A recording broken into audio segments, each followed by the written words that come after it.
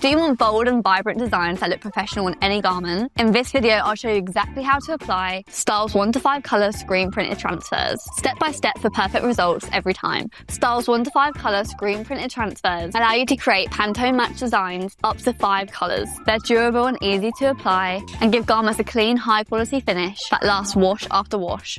You can also get these transfers in neon shades and shimmer ink for a special effect. Start by setting your heat press to 160 degrees Celsius. These transfers apply at a medium pressure, which is a 4 to 6 on a Hotronix heat press.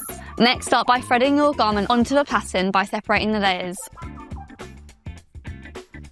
Working with a single layer ensures the most accurate pressure reading, and it prevents uneven application. Pre-press for 3 to 5 seconds to remove any moisture or wrinkles. Position your transfer onto the garment with the textured side down.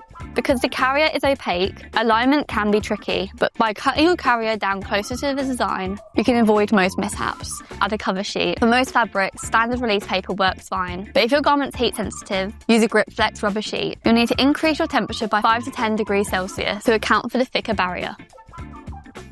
Because this transfer is a cold peel, it's essential you use a cover sheet because you don't want the press lifting up and accidentally removing your transfer.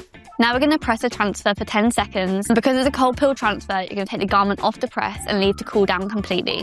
When your transfer is cold to touch, it's time to peel.